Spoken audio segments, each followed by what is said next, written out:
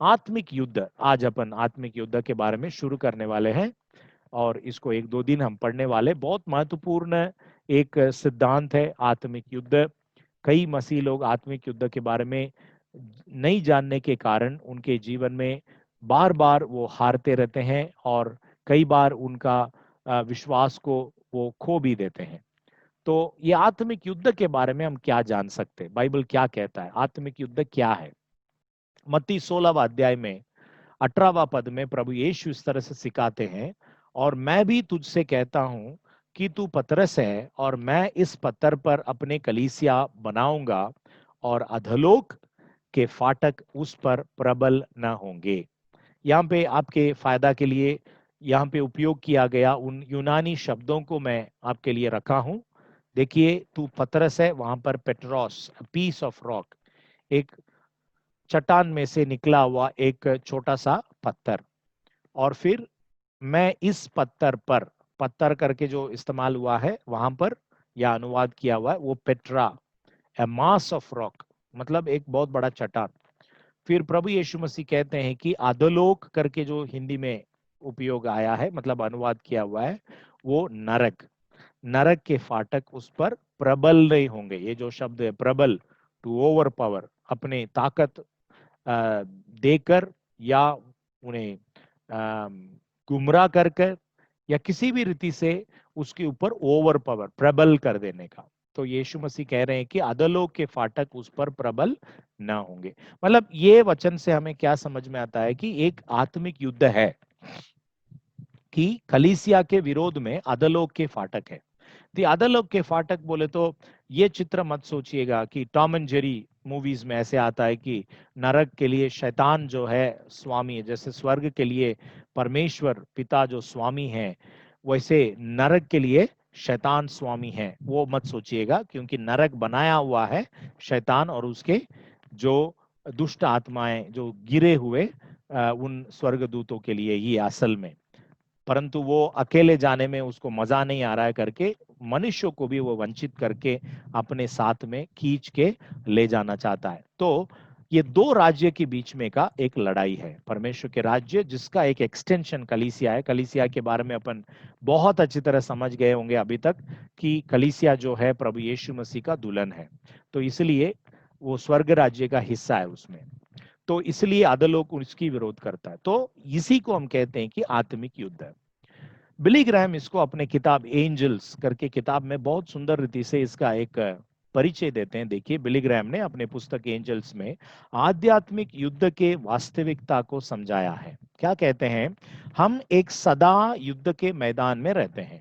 आध्यात्मिक अंधे की दुनिया में लड़ाई की उग्रता की तुलना में पृथ्वी पर राष्ट्रों के बीच युद्ध केवल पॉप गन के मामले है। पॉप गन बोले तो जो छोटे बच्चों के पास में खिलौना एक रहता है, उसकी तुलना है करके कहते हैं। और कह रहे हैं कि यह अदृश्य आध्यात्मिक संघर्ष हमारे चारों ओर लगातार और निरंतर रूप से जारी है।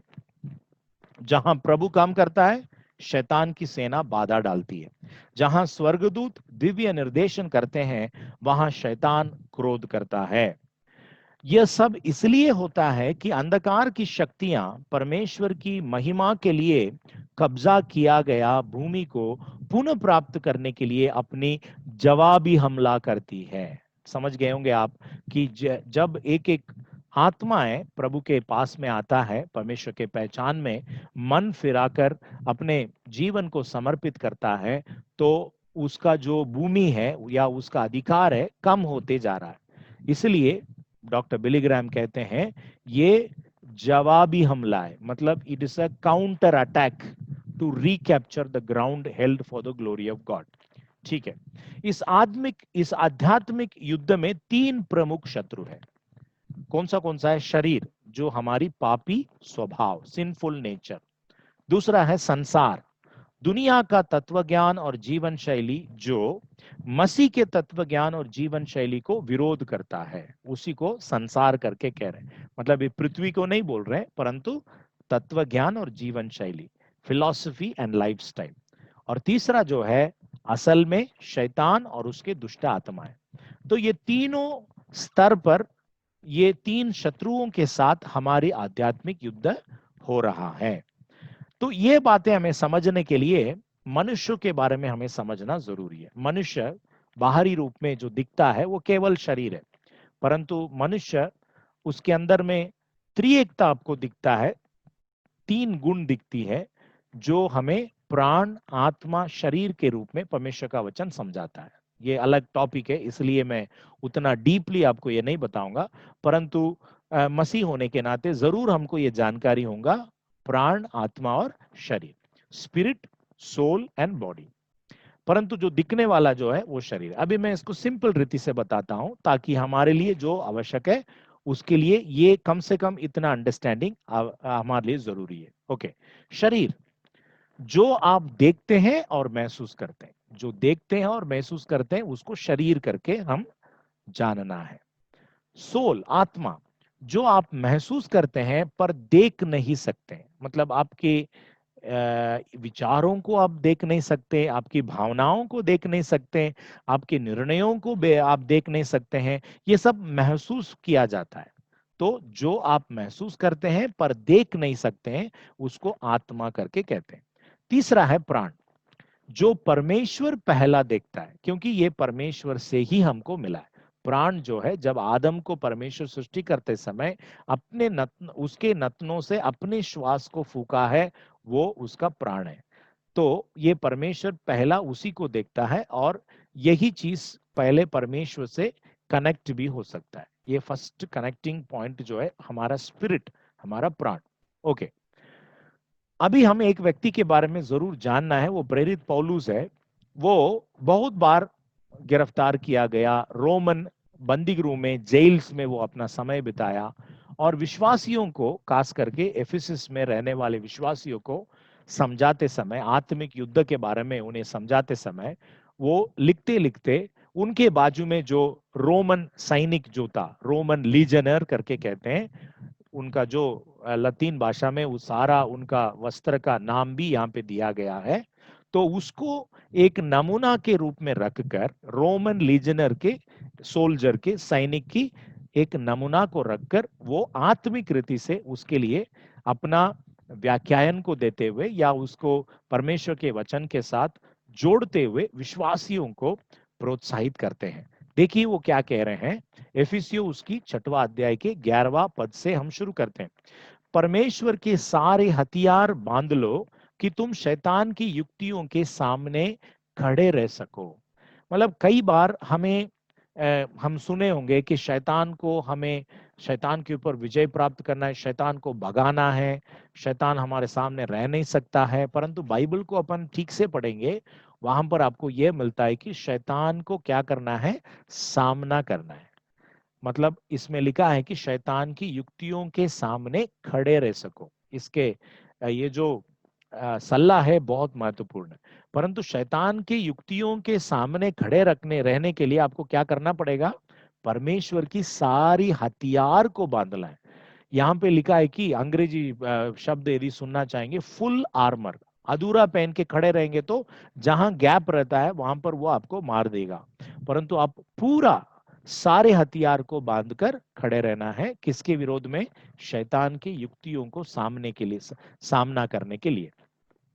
प्रकाशित वाक्य 12वां अध्याय की 9वां पद में यह लिखा है, और वह बड़ा अजगर अर्थात वही पुराना सांप जो इबलीस और शैतान कहलाता है, ध्यान दीजिए, और सारे संसार को भरमाने वाला है, पृथ्वी पर गिरा दिया गया और उसके दूत उसके साथ गिरा दिए गए। कल अपन शैतान के बारे में और विस्तार रूप में पढ़ेंगे, परंतु आज आपको ये जानना जरूरी है, ये सारा संसार है शैतान के हाथ में एक पपेट जैसा, वो सभी लोगों को चला रहा है।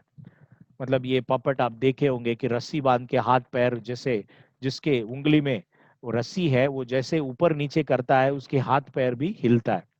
तो शैतान इसी तरह करता है कि पूरी विश्व को अपने अधीन करके रखा है। विश्व के सारे राजनीति, राजनेताएं, धर्म, व्यापार, एंटरटेनमेंट, मनोरंजन, सारी चीजें आज शैतान के हाथ में ही है। आप जरूर इस बात को सुनकर आश्चर्यचकित हो सकते हैं, इवन कलीसिया भी बहुत सारे बड़े पैमाने में जो बनाया हुआ कलीसिया है शैतान के हाथ में है। ठीक है, ये सिंपल एक रेफरेंस के लिए मैं बता रहा हूँ। यहाँ पे बहुत सारे आप विश्व के लीडर्स दिख रहे हैं, रिलीजियस लीडर्स दिख रहे हैं, धर्म गुरु दिख रहे हैं, राजनेता दिख रहे हैं। ये सभी के साथ में आपको एक विशेष बात दिख रहा है। इसमें कुछ लोग अपने आप को विश्वासी करके भी कहते हैं, देखिए उनके पास बाइबल भी है ना। तो इनमें से अनेक लोग या ऑलमोस्ट सभी लोग एक पर्टिकुलर चिन्ह को कर रहे हैं, मतलब अपने दो उंगली को ऐसे ऊपर उठाकर इस तरह से चिन्ह। हमारे बच्चे भी कई बार रैप करने वाले या जवान लोग बहुत घोषणा करते समय, शोर मचाते समय चिन्ह इस्तेमाल करते हैं। वो ये चिन्ह जो है शैतान के साथ में जुड़ा हुआ एक चिन्ह है। इल्यूमिनाटी करके एक रहस्य, एक संगठन है, उनके बहुत सारे चिन्ह हैं जो शैतान और शैतान को डायरेक्ट रीति से, सीधे रीति से आराधना करने के लिए उपयोग किया गया सदियों से। तो वो बात इन सभी लोगों की कॉमनली आपको दिख रहा है। इससे मैं आपको हंड्रेड्स ऑफ पिक्चर्स दिखा सकता हूं, आपको इंटरनेट में जाने के बाद में आपको ये मिल सकता है। तो इससे क्या समझ में आ रहा है, कहीं ना कहीं शैतान सारे इन नेताओं को, अगुओं को, कलीसिया के अगुओं को, राजनेताओं को, व्यापारियों को, बैंक्स को, बिजनेस को कंट्रोल करता है। तो उसको ये एक प्रकार का कर्तव्य है, एक प्रकार की ड्यूटी है, लॉयल्टी है।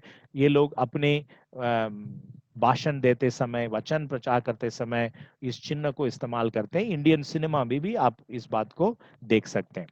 क्योंकि हमारा ये मल्लयुद्ध, ध्यान दीजिएगा, ये जो युद्ध जो करके उन्होंने बताया, जो पूरा हथियार लेकर शैतान को अब सामना करो, उसकी युक्तियों के सामना करने के लिए आपको सारे हथियार चाहिए, परंतु उनका टर्मिनोलॉजी चेंज हो रहा है। क्या बोल रहे हैं, हमारा ये मल्लयुद्ध, मल्लयुद्ध बोले तो क्लोज कॉम्बैट, एकदम नजदीक में से, मतलब जो मल्लयुद्ध आपको मालूम है, रेसलिंग, एक दूसरे के शरीर लपेट कर वो लोग एक दूसरे को नीचे गिराने की कोशिश करते हैं। तो इसी को, ये बहुत प्राचीन समय का स्पोर्ट है। तो ये कह रहे हैं कि ये मल्लयुद्ध है, हमारा जो युद्ध जो है वो क्लोज कम्बैट भी है, मल्लयुद्ध है, लहू और मांस से नहीं। मतलब कोई मनुष्य इसमें हमारे विरोध में नहीं है, उसके साथ हमें युद्ध करने की जरूरत नहीं, परंतु प्रधानों से और अधिकारियों से और इस संसार के अंधकार की हाकिमों से और उस दुष्टता की आत्मिक सेनाओं से जो आकाश में है। यहां पर उसने पूरा हायरार्की दे दिया, क्योंकि शैतान एक व्यक्ति नहीं है, और शैतान की राज्य में भी, उसके सेना में भी बहुत प्रकार के किस्म किस्म के अधिकारी लोग हैं। उनको ही यहाँ पर वो नाम से बता रहे हैं, कल अपन इसको विस्तार रूप में पढ़ेंगे। तो ये मल्ल युद्ध करके कह रहे हैं। और देखिए, इसलिए परमेश्वर की सारे हथियार बांध लो कि तुम बुरे दिन में सामना कर सको और सब कुछ पूरा करके स्थिर रह सको। मतलब ये ऐसा नहीं है कि एक दिन अपन लड़े, स्थिर रहे और बस हमारा जीत हो गई। नहीं प्रियो, इसमें लिखा है बुरे दिन, पूरा समय, अभी जो बुरे दिन है, आप पॉलिटिकल की बुरे दिन नहीं बोल रहा हूं, ये आत्मिक रीति से बुरे दिन है, ईविल डेज है। तो हम लगातार लड़ना है, जैसे बिली ग्राहम अपने किताब में कहते हैं कि वो लगातार है, निरंतर है इस युद्ध। तो इसमें हमको प्रतिदिन लड़ते रहना है, जब तक हमारी जीवन यहाँ पर समाप्त नहीं होता है या प्रभु यीशु मसीह का आगमन नहीं आती है, तब तक प्रतिदिन प्रतिक्षण हमें इस युद्ध में रहना है और लड़ना है। ठीक है, अभी अपन एक एक इस हथियार का जो नाम वो बताता है उसके बारे में जस्ट नाम बोल के चले जाएंगे, कल इसके बारे में विस्तार में पढ़ेंगे। 14वां पद में, सो सत्य से अपनी कमर कसकर, सत्य जो है कमर कसने का एक बेल्ट के रूप में है, क्योंकि वो लोग एक ट्यूनिक, मतलब एक छोटा फ्रॉक जैसे रहता है, उसी को वो लोग पहनते थे, रोमी जो सैनिक लोग, वो एकदम ढीला ढीला रहता है, तो उसको जगह पे रखने के लिए और अपने तलवार लटकाने के लिए और दूसरे हथियारों को लटकाने के लिए ये कमर बंद बहुत ही जरूरत था। तो उसको वो क्या कंपेयर कर रहे हैं, सत्य से अपना कमर कसकर। इसको कल अपन ध्यान देंगे, इसके ऊपर और गौर करेंगे। और फिर धार्मिकता की जीलम पहनकर, ब्रेस्ट प्लेट, मतलब आजकल इसको अपन ऐसा कह सकते हैं, ये एक प्रकार का आपका बॉडी आर्मर, मतलब जैसे बुलेट प्रूफ करके जो रहता है बॉडी आर्मर, आपके सारे वाइटल ऑर्गन्स जो है अंदर में, आपका हृदय, फेफड़ा, पेट, ये सारी चीजों को रक्षा करने के लिए ये जीलम पहनकर, और फिर पांव में मेल के सुसमाचार की तैयारी की जूते पहनकर, मतलब जूते नहीं है तो आप नंगे पैर में जाएंगे, कांटे रहेगा, पत्थर पत्थर रहेगा, आपको नुकसान हो जाएगा। आप बाकी सारे हथियार रहकर जूता अच्छा नहीं है तो आप जरूर हार जाएंगे, और आप जितना इफेक्टिवली रहना चाहिए वैसा आप नहीं रह पाएंगे। फिर और उन सब के साथ विश्वास की ढाल लेकर स्थिर रहो, जिससे तुम उस दुष्ट के सब जलते हुए तीरों को बुझा सको। मतलब ये डाल है ऑलमोस्ट उसके पूरा शरीर को बचा देता है। उस सैनिक की पूरा शरीर बहुत ही लंबा रहता है, शरीर को ही पूरा बचा देता है। तो ऐसा डाल के बारे में वो क्या कहता है, विश्वास की डाल, शील्ड ऑफ फेथ। और फिर उद्धार का टोप, हेलमेट बहुत जरूरी है, तो ब्रेन है, और अपने सिर को जो बचाए रखने के लिए हेलमेट पहनते हैं, और पूरा वो चेहरे को भी काफी हद तक वो सुरक्षित रखता है। तो यहाँ कह रहे हैं कि उद्धार हमारे लिए टोप है, मतलब हमारा माइंड को सुरक्षित रखने वाला, हमारे मन विचारों को सुरक्षित रखने वाला हमारा उद्धार है करके कह रहे हैं। ओके, आत्मा की तलवार जो परमेश्वर का वचन है ले लो। तो ये एकमात्र ऑफेंसिव वेपन, बाकी सब डिफेंसिव वेपन, अपने आत्म रक्षा के लिए बाकी हथियार है। सिर्फ एक जो हथियार है जो शत्रु के विरोध में, मतलब हमारे दुश्मन के विरोध में अपन उसको उपयोग कर सकते हैं, वो है परमेश्वर का वचन। चलिए, ये तो हथियार का लिस्ट हो गया। और क्या कह रहे हैं, हर समय और हर प्रकार से आत्मा में प्रार्थना और विनती करते रहो, और इसलिए जागते रहो कि सब पवित्र लोगों के लिए लगातार विनती किया करो।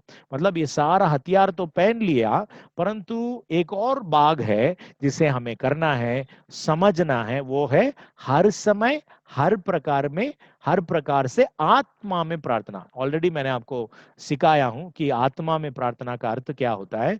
तो यहां पर हर समय हर प्रकार से आत्मा में प्रार्थना करना है। ओके, दूसरा तिमुथियुस दूसरा अध्याय की 3-4 में तिमुथियुस को प्रेरित पौलुस इस तरह से कहते हैं, मसीह यीशु के अच्छे योद्धा की नाई मेरे साथ दुख उठा। मतलब यीशु मसीह के योद्धा बोलने से आपको क्या करना पड़ेगा, दुख उठाना है। जब कोई योद्धा लड़ाई पर जाता है तो इसलिए कि अपने भर्ती करने वालों को प्रसन्न करे, अपने आप को संसार की कामों में नहीं फंसाता। Entanglement with the worldly affairs, संसार की जो जिम्मेदारियों में वो अपने आप को फंसा के नहीं रखता। क्यों क्यों नहीं फंसाता, इसलिए कि उसका जो रिक्रूटिंग ऑफिसर, उसको जो व्यक्ति भर्ती में बुला रहा है, उसको वो प्रसन्न कर सके। तो ये देखिए, ये सब टर्मिनोलॉजी आपको क्या समझ में आता है कि मसीह जीवन एक युद्ध में बिताने वाला एक जीवन है, और ये आत्मिक युद्ध हमारे लिए परमेश्वर की ओर से ही रखा हुआ है। ओके, अनेक प्रकार की युद्ध तो है, परंतु देखिए हमारे कुछ महत्वपूर्ण युद्ध है, इस पर है, इसको हमें समझना है। पहला यूहन्ना 2:16 में, क्योंकि जो कुछ संसार में है, अभी ये संसार की बात कर रहे हैं, अर्थात शरीर की अभिलाषा, आंखों की अभिलाषा और जीविका का घमंड, वो पिता की ओर से नहीं परंतु संसार ही की ओर से है। तो ये हमारा शत्रु है। कौन सा है, शरीर की अभिलाषा, आंखों की अभिलाषा और जीविका का घमंड। ओके, दो गतिविधियां हैं, इसको अपन अभी थोड़ा डीपली जाएंगे, हमारे शरीर के ऊपर अपन कैसे विजय प्राप्त कर सकते हैं, या कैसे ऐसे प्रकार की बंधनों में हम चले जाते हैं। दो गतिविधियां हैं, एक है इच्छा और दूसरा कार्य। ये दोनों आत्मा के विरोध में जब रहती, आत्मा बोले तो पवित्र आत्मा के विरोध में जब हमारी इच्छाएं रहती, पवित्र आत्मा के विरोध में हमारा कार्य जब रहता है, हमारे अंदर में एक प्रकार की परिवर्तन शुरुआत हो जाता है। याकूब 4 अध्याय की पहला 3 वचन में याकूब इसको बहुत ही सुंदर रीति से कहते हैं, तुम में लड़ाइयां और झगड़े कहां से आ गए। ये विश्वासियों के बारे में बोल रहे हैं, क्या उन सुख विलासों से नहीं जो तुम्हारे अंगों में लड़ते भिड़ते हैं। The desire to live as the heart wants, जैसे हमारा मन चाहता है, जैसे हमारी इच्छा रहती है, वैसी जीने की जो चाहत है। तुम लालसा रखते हो और तुम्हें मिलता नहीं, तुम हत्या और डाह करते हो और कुछ प्राप्त नहीं कर सकते, तुम झगड़ते और लड़ते हो, तुम्हें इसलिए नहीं मिलता कि मांगते नहीं, तुम मांगते हो पर पाते नहीं, इसलिए कि बुरी इच्छा से मांगते हो ताकि अपने भोग विलास में रहो। देखिएगा, अपने इच्छा को, अपने प्लेजर में जीने के लिए तुम ये सारी चीजों को कर रहे। इफिसियों उसकी 4 अध्याय में काफी वचन है, अपन कुछ कुछ वचन पढ़ेंगे। पहला वचन है, सो मैं जो प्रभु में बंधा हुआ तुमसे विनती करता हूं कि जिस बुलाहट से तुम बुलाए गए थे उसकी योग्य चाल चलो। 22 से 26, कि तुम अगले चाल चलन के पुराने मनुष्यत्व को जो भरमाने वाली अभिलाषाओं के अनुसार भ्रष्ट होता जाता है उतार डालो, और अपने मन की आत्मिक स्वभाव में नए बनते जाओ, और नया मनुष्यत्व की को पहन लो जो परमेश्वर के अनुसार सत्य की धार्मिकता और पवित्रता में सृजा गया है। इस कारण झूठ बोलना छोड़कर हर एक अपने पड़ोसी से सच बोले, क्योंकि हम आपस में एक दूसरे के अंग है। क्रोध तो करो पर पाप मत करो, सूर्यास्त होने तक तुम्हारा क्रोध न रहे। और फिर 27वें पद में लिखा है, और न शैतान को अवसर दो। ये जो शब्द है, एक पैर रखने के लिए स्थान, एक जगह, एक घर, उसको मत दो। आप इस स्टोरी को जरूर जाने होंगे। एक बार एक आदमी रेगिस्तान में सफर कर रहा था, उसने एक तंबू बनाकर रात बिताने के लिए कोशिश कर रहा था। उसकी ऊंट बोली कि मुझे बहुत ठंड लग रहा है, मेरे पूरा सिर ठंडा हो गया है, मुझे थोड़ा सा जगह देना करके, फिर उसने क्या किया, अपने मुंडी को सिर को अंदर रख दिया। थोड़ी देर के बाद में वो आदमी बाहर हो गया और ये ऊंट पूरे की पूरे जाकर उस जगह में कब्जा करके बैठ गया। तो इसी प्रकार शैतान हमारे जीवन में काम करता है। हमारे अंदर में पापमय स्वभावों के उस मार्ग को उपयोग करके हमारा पूरा कब्जा वो कर लेता है, वो हमारा स्वामी बन जाता है। ये विश्वासियों के साथ होता है। इसलिए तो मैंने उन वचनों से बताया, वो अविश्वासियों के लिए नहीं लिखा हुआ है, उन विश्वासियों के लिए लिखा है। देखिए, इसमें कुछ बातें जो है हाईलाइटेड है, ये सब अवसर देने का जगह। चोरी करने वाला, यदि आप चोरी करते हैं, चोरी करने वाला फिर चोरी ना करे, वरन भले काम करने में अपने हाथ को उपयोग करे, इसलिए कि जैसे प्रयोजन हो उसे देने के लिए उसके पास कुछ हो। कोई गंदी बात तुम्हारे मुंह से ना निकले, आवश्यकता रहने से अच्छी बातें बोलो बस।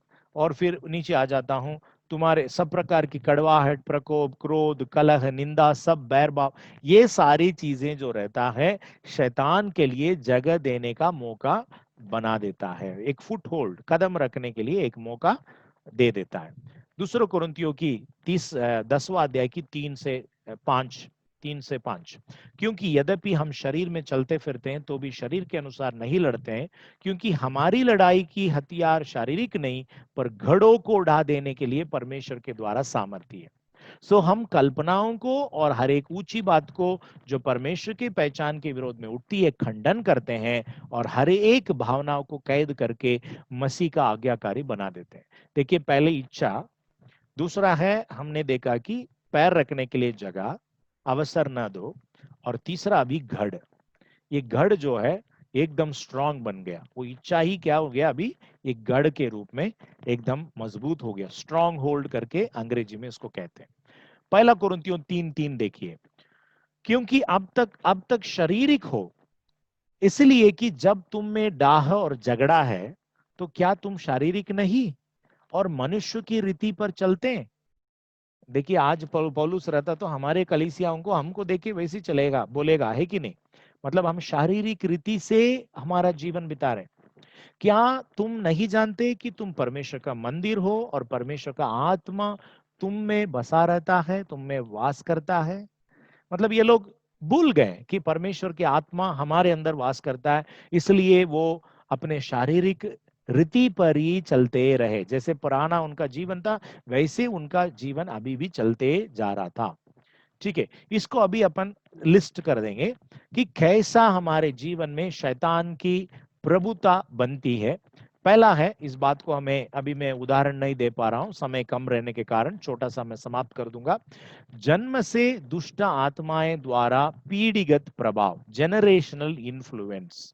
ये क्या चीज है जनरेशनल इन्फ्लुएंस? हमारे बाप दादाएं, हमारे माता पिता है, उनके जो आज्ञा उन्होंने जो तोड़ा है, परमेश्वर के विरोध की जो जीवन शैली है, सांसारिक विचार उनके अंदर है, परमेश्वर को जिन जिन बातों में उन्होंने क्रोध दिलाया और अपने ऊपर उस अपने जो कार्यों के विचारों का जो प्रभाव है, या उसको अपन दूसरे शब्द में कहना है जो श्राप है, उन्होंने अपने ऊपर लाया और उस श्राप को उन्होंने क्या कर दिया, अगले पीढ़ी में दे दिया। मतलब अगले पीढ़ी बोले तो अपने बच्चों को दे दिया। जैसे मैं एक छोटा सा उदाहरण देता हूं, दाऊद व्यभिचार किया और हत्या भी किया, उसी के घर में उसके बच्चे व्यभिचार भी किया, उसका सबसे बड़ा लड़का है, अपनी ही बहन स्टेप सिस्टर है, उसके उसके साथ व्यभिचार बलात्कार करता है, और फिर उसके कारण उसका दूसरा बेटा अबिशलोम अम्नोन को मार डालता है। देखिएगा, उसने जो किया उसको उसके घर में ही देखने के लिए आपको मौका मिलता है। ठीक है, दाऊद को 5-6 पत्नियां थे, सुलेमान को पत्नियों की कोई गिनती नहीं था। मतलब एक जनरेशन में जो पापमय कार्य दिखता है वो अगले पीढ़ी में भी उसका प्रभाव पड़ती है। इसको ही अपन जन्म से दुष्ट आत्माएं द्वारा पीढ़ीगत प्रभाव करके कहते हैं, जनरेशनल इन्फ्लुएंस। ये हमारे अनजाने में आ गया, जन्म से हमारे अंदर दिख रहा है।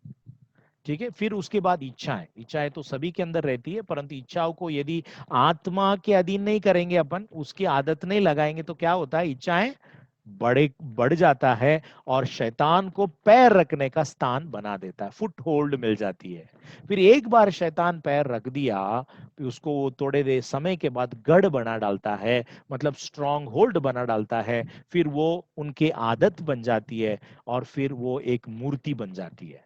मूर्ति जिनके जीवन में बन गया है, वो परमेश्वर के विरोध में अपना जीवन को पूर्ण रीति से बदल डालते हैं। तो ये व्यक्ति, उनका संपूर्ण जीवन नष्ट हो गया करके हम देख सकते हैं। तो पहला विजय शरीर के ऊपर, दूसरा विजय दुनिया के ऊपर, और अंतिम विजय शैतान के ऊपर। पहला कुरिन्थियों की 9:27 में प्रेरित क्या कह रहे हैं, देखिएगा, परंतु मैं अपने देह को मारता कूटता और वश में लाता हूं, ऐसा ना हो कि औरों को प्रचार करके मैं आप ही किसी रीति से निकम्मा ठहरूं। तो पहला विजय हमें कहां पे प्राप्त होना है, शरीर के ऊपर प्राप्त होना है। दूसरा विजय संसार बोले तो संसार के जो तत्व ज्ञान और जीवन शैली, और फिर अंतिम विजय शैतान और उसके दुष्ट आत्माओं के ऊपर रहेगा। हम आज इन विषयों के ऊपर और पढ़ने के लिए हमारे पास समय नहीं है, कल हम पढ़ने वाले हैं। तो आप लोग सब अपने जीवन को प्रभु के हाथ में सौंप दीजिए। ये बहुत ही महत्वपूर्ण है, और अधिकतर मसीह लोग लापरवाही करने वाला एक सिद्धांत है। आत्मिक युद्ध के बारे में बहुत बार हम सोचते ही नहीं है, सारी चीजें सांसारिक रीति से ही हम सोचकर बोलते हैं, शायद इसके कारण यह होगा, उसके कारण यह होगा, परंतु वैसा नहीं है प्रियो। डॉक्टर बिली ग्राहम की जो वाक्य को मैंने पढ़ के बताया, लगातार और निरंतर रूप में हम लोग इस युद्ध में हैं। परमेश्वर हमको अनुग्रह दे, शक्ति दे कि इस आत्मिक युद्ध में हम विजय प्राप्त करें। प्रार्थना करेंगे।